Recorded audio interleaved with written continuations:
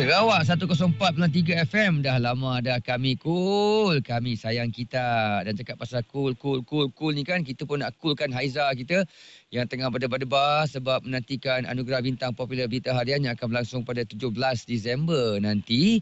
Jadi kepada anda yang nak mengundi, cepat-cepatlah undi Haiza. Cepat-cepatlah undi Haiza. Undilah banyak-banyak kerana Haiza nak menang kali ni. Dan Haiza kata kalau dia menang, dia akan buat ucapan. Apakah ucapan Haiza agaknya? Jom kita dengar sikit. 2025 kategori penyampai radio popular Haiza.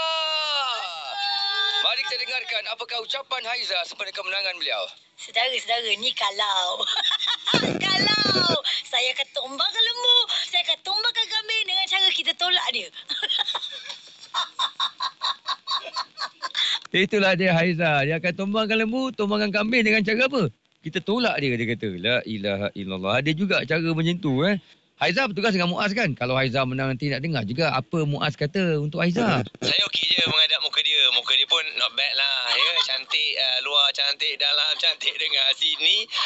Jadi jangan lupa untuk mengundi Haiza sebab selaku orang yang hari-hari tengok ni, saya rasa berbaloi kalau kita undi Haiza ya. Lembu nak ditumbangkan, kambing pun sama. Dan lepas tu nak tambah frekuensi, lepas tu nak basikal satu Malaysia.